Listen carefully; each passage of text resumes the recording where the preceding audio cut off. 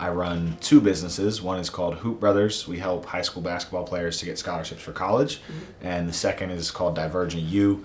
It is an alternative higher learning platform for visionaries, entrepreneurs, creators to bring their creations into reality. The first step to starting a business is being clear on what you want to contribute to the world. Okay.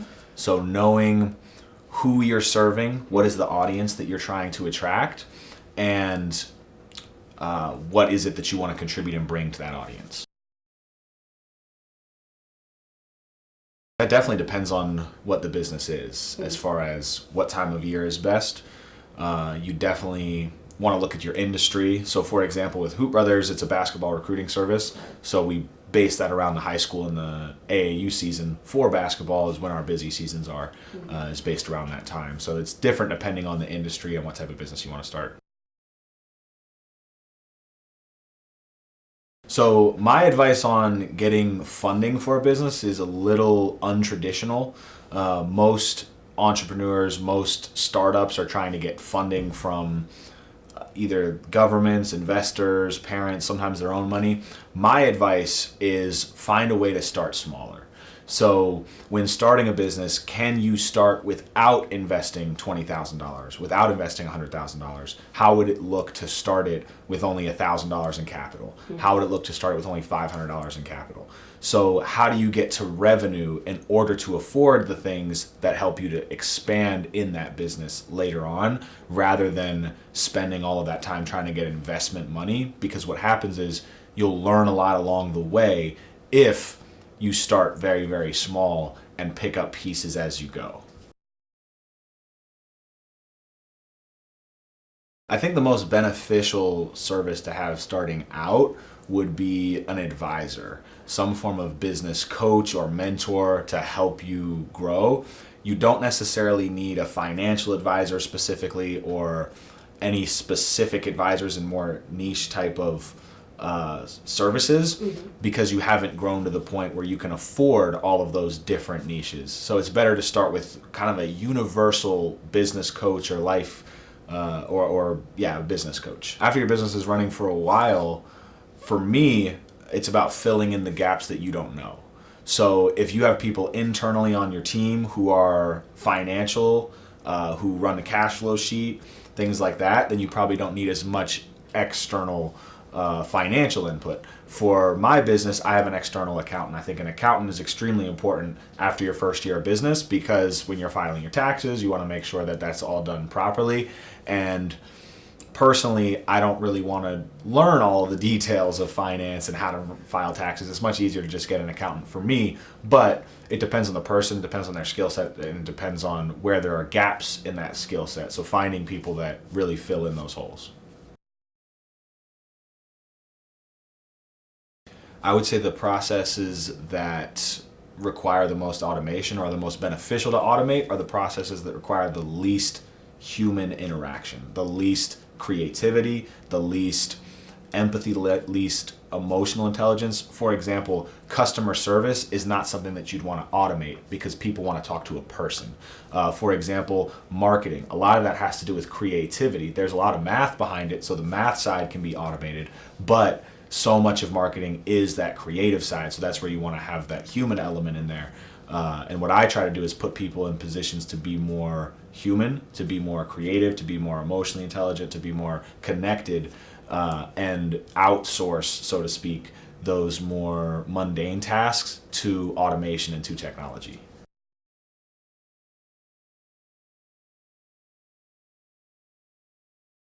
I would say, for anybody who's starting a business, there are co-working spaces are a great place to start. Divergent U, the program that I run, is really helping entrepreneurs, helping visionaries. I think that would be an amazing opportunity for anyone who's looking to start a business. But in general, getting involved in entrepreneur communities, such as a co-working space, such as a meetup group, there's a lot of different opportunities like that to just get around like-minded people, which helps add fuel to that fire to keep you going. Because so much of starting a business isn't in the X's and O's, it's in the intangible. How do we approach it? What are we confident about? What's going to push us to keep us going? And building a community around you really helps to do that.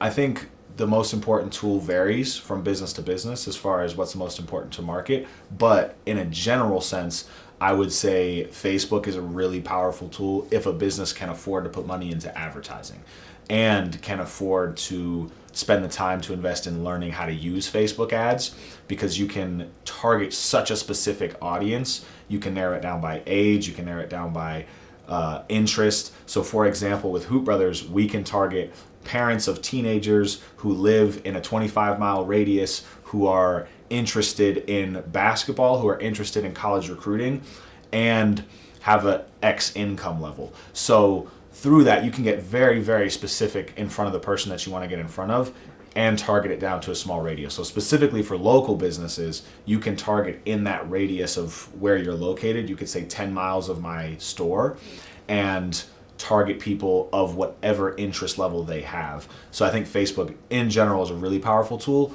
but it really depends on what the business is.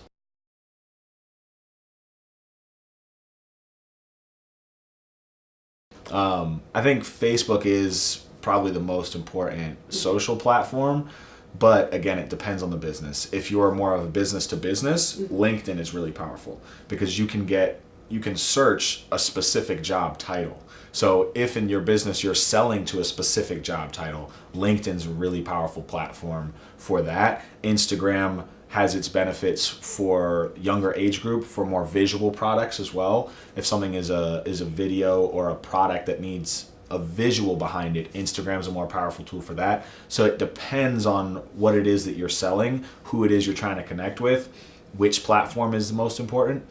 And there are so many different tools. What I recommend is spending at least an hour researching and learning about each individual platform and the benefits of each of that. You can do that easily with a simple Google search YouTube and learn from that. And with an hour per platform, platforms being Facebook, Instagram, Twitter, LinkedIn, YouTube.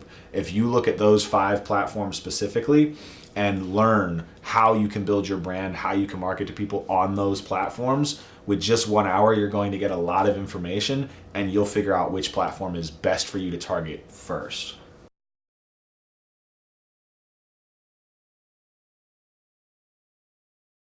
There's a really good book that I recommend for planning for an exit in a business. It's called Built to Sell. It really goes through all the details of how to plan your business to sell that business. For me personally, I don't build businesses to sell. I build businesses to keep because I'm building so much around what my passions are and what I care about that selling is not really on the radar for that. However, that book, Built to Sell, really helps structure everything.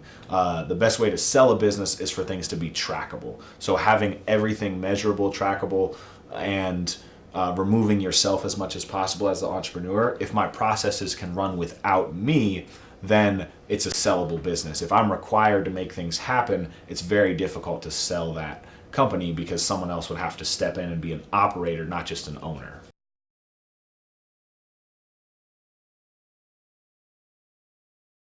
I think there's always a plan B if the current business model is not successful, but I would say that plan B comes, for me, we have contingencies in place where we're planning for if this succeeds, this is what that looks like. If this fails, this is what that looks like. A really good tool to help make those decisions is a cash flow sheet, which is just starting bank balance 1 week and then the end bank balance at the end of that week based on the revenue that comes in and the expenses that go out. And you pull that out over the course of an entire year.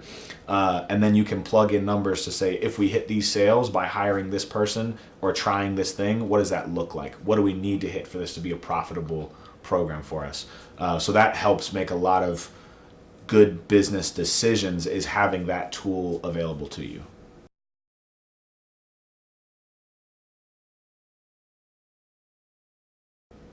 I think whether or not you stay in a business or quit a business after not making money is really not a universal answer to that. I think it depends on what the business is. I think what that does tell you is that you definitely need to pivot or be curious about what is the service that you're providing and does there need to be a change within that. unless your plan was a little bit more long term and you didn't need to make money in that first year. What I would say is that the foundation of every business should be a transformation. You're taking people from one state to another state. So that could be tangible. If you look at a restaurant, you're taking someone from hungry to full. That's the transformation that a restaurant is providing through their food. Now, you also have the experience of that restaurant. They're taking them from a state of, maybe if it's a more collaborative community, it could be you're taking someone from alone to together. You're taking someone from lost to found. All of those are more on a deeper level than just the surface tangible product that you provide. But by focusing heavily on what that transformation is when you hit those lulls in the business where it's not succeeding, going back to, is my product or service helping solve this transformation? And if so, how do I get in front of more people who desire that transformation and who are ready to invest into that transformation? I think the best piece of advice that I received while running my business, which I would give to anyone who's starting, is don't stop at I don't know. So many times when we're setting our goals, we set our goals in the realm of what we currently understand rather than pushing those goals beyond that to say, I don't know how I would achieve that, but I'm going to achieve that. And if we start there, it forces us to learn the I don't know part. So I would say don't stop when you reach I don't know how to do that. When you reach I don't know how to do that, that's a huge opportunity to learn, to grow, and to push yourself to be even better than you are now. So I think that's the biggest piece of advice that I got that I would give to anyone who's starting a business is when you get to I don't know how to do that, see that as an opportunity to learn rather than a point to stop.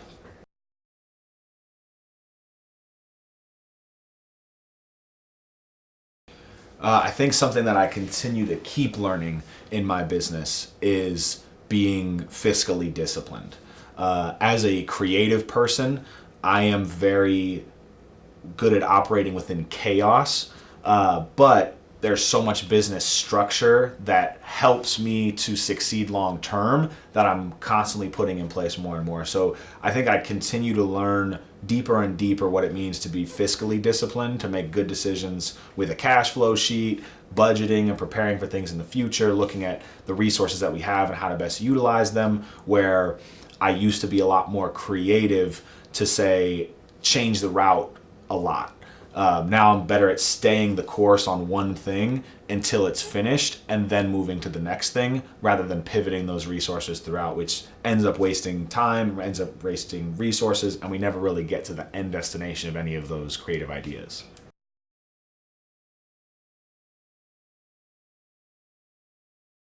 The biggest tip I would have for someone just starting out is try to convince yourself that anything is possible.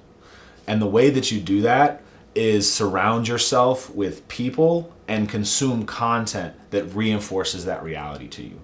So if you believe that anything is possible, it pushes you to not stop when you reach that I don't know. I don't know how to keep going. But if I believe something's possible, I can push through that. So you do that by surrounding yourself with other people who are proving that reality to be true. Find other entrepreneurs who are doing inspiring things, other people who are doing inspiring things that you didn't believe were possible, that push your belief of what's possible. And when you go on social media, a lot of people, what you decide to invest in social media is what you get out of social media.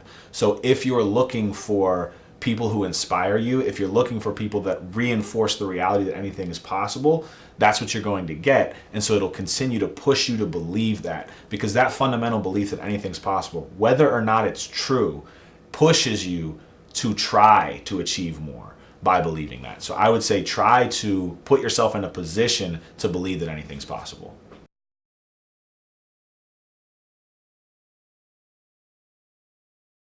For business owners who've reached a plateau in their growth, I would say curiosity is the most important element to growth. A lot of times when we reach the stage of expert, we think that we know what we're doing, and that's the point where we slow down and other people can catch up. One thing big entrepreneur Gary Vee says is he tries to put himself out of business. So by being curious about what's new, you're constantly adapting. Because while your business might seem structured and stable and sustainable, the market and the world is not. It's constantly going to change. So even if you have a sustainable system, that can't sustain every change that can happen in the world. So being curious about what are the changes to my industry, what are the changes to my market, what are the changes to my audience, how do all of these things affect me, you can continue to learn and continue to grow. So when you hit that point of where you're not growing, you can go a little bit more curiously into that space. For anyone who is wanting to start a business, who is creative, whether that is a big business that's $1 million company one day, or if that's simple as I want to be a photographer, I want to do something for a living that I love and get paid to do that and create a life of freedom. For anyone who's in that space, I would love to connect with you. I would love to help as much as I can. And Divergent U is a platform that can absolutely do that. The purpose of Divergent U is to help people who are creators, who are visionaries, to have an opportunity to create a life of freedom and abundance of income and impact doing something that they really enjoy. So please check out Divergent U's website. Please feel free to reach out to me through email. My email is samtarell, SAMTARELL, @gmail.com. I would love to chat with anybody who's interested in Divergent U or who just needs general advice on entrepreneurship or is curious about starting their own thing. I can help you get into some of those communities that will help you grow. You can find me on social media anywhere. It's Sam Tarell on every social media platform. Again, it's SAMTARELL. Instagram, Twitter, Facebook, LinkedIn, YouTube as well.